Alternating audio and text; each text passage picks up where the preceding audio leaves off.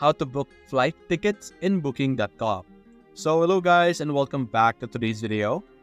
As you can see right now, I'm currently in booking.com, and to be able to start booking with a flight or for a flight, simply look over here at the top. You have stays, flight plus hotel, car rentals, attractions, and airport taxis. So there are two options for flight. Flight is specifically for the ticket itself, for like the travel to different places, as you can see here. And flight plus ticket allows you to book a flight and book a hotel room at the same time, which saves you time and effort.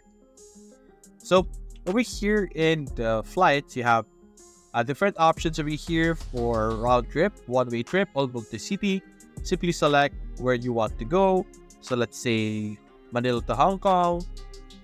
You will be able to see here ticket options or like specific tickets that you want or that you could have.